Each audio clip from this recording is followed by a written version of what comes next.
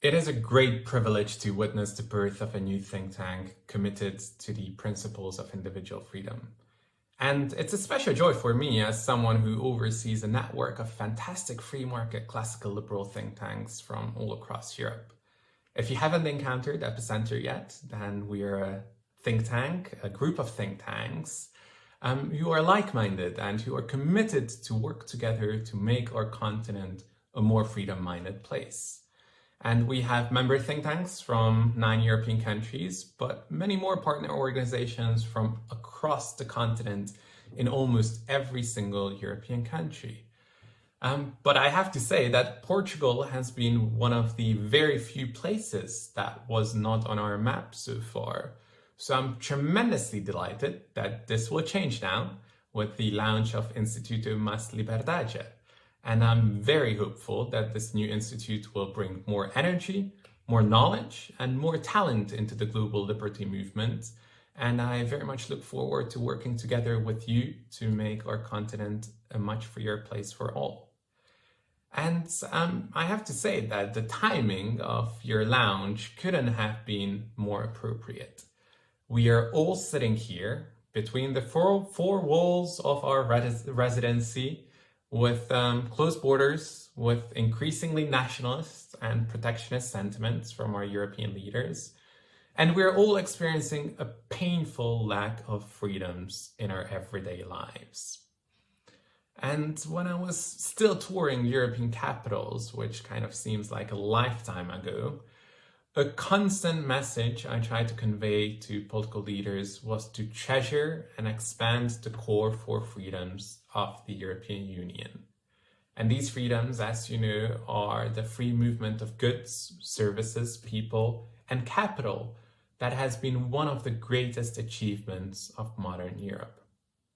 But even a year ago, there was still a lot of room to deepen the single market between the member states and get rid of internal protectionism, but also to ensure that Europe is an open and welcoming place for the rest of the world as much as possible.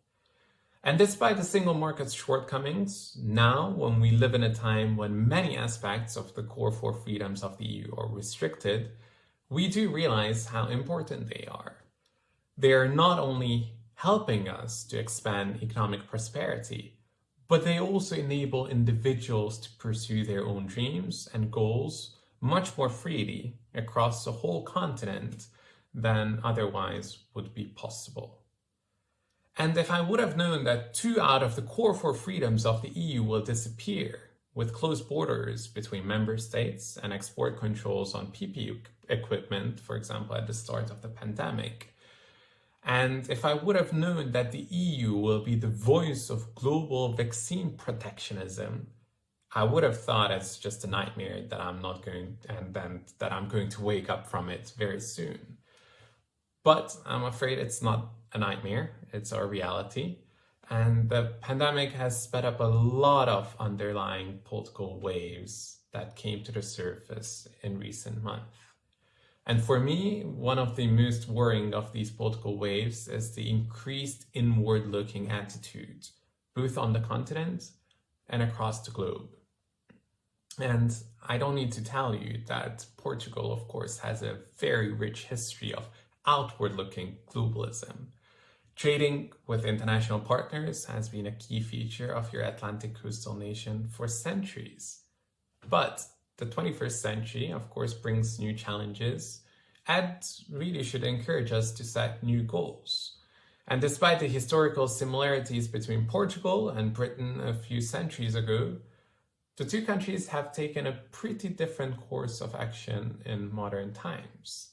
And I think the British post-Brexit attitude that tries to turn back the clocks and establish global Britain without close relations with its most important neighbor and most important trading ally, I think this attitude is doomed to make everyone poorer. Not just the UK, but also the rest of Europe. I believe that European nations cannot count on national sovereignty or domestic protectionism to enrich themselves. I think the largest and most comprehensive free trade area will continue to be the European single market, So free trading Europeans should really work together on deepening and expanding it. And there are many, many areas where the single market is yet to be completed. When European leaders established the single market half a century ago, most of the trade consisted of physical goods. And the single market has been perfected to enable free trade for German car manufacturers or Italian agriculture producers, but it often fails the test of modern times because there's no single market for various digital services yet. Fintech companies often struggle with 27 different types of banking regulations. You should really try purchasing a mobile phone subscription in a neighboring country without having a physical address, or using your video streaming services in the same way when you're on holiday. You will encounter many hurdles, unfortunately, such as geo-blocking or other bureaucratic requirements. So deepening the single market and expanding it should be regarded as one of the core goals of European free trading liberals. And trade of physical goods will continue to be important, but we should bear in mind the changing nature of global economies, which will increasingly be dominated by technology and the service industry.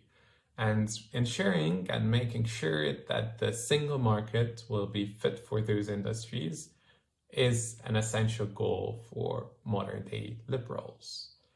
And of course, that doesn't mean that Europe should only be preoccupied by itself. Trade within the EEA is important, but there's a whole big world out there that we shouldn't forget about. We should not only fiercely support the expansion of trade on the continent, but also strike free trade agreements with global actors who are willing to engage with us anywhere in the world. And in this endeavor, the European Commission is rather our ally than a foe.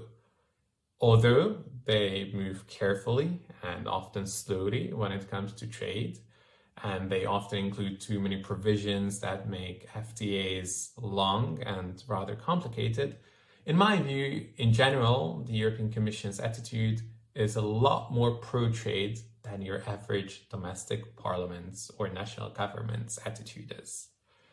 It's usually the French politicians who lobby against comprehensive FTAs with the US, for example, to protect their own film industry.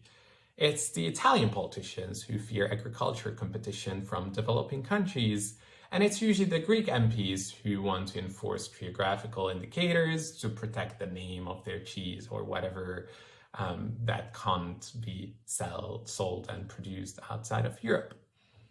So our opponents are often to be found in the national political arena and not the European one. And free trade agreements, of course, often present concentrated losses in one sector with dispersed winners in many others.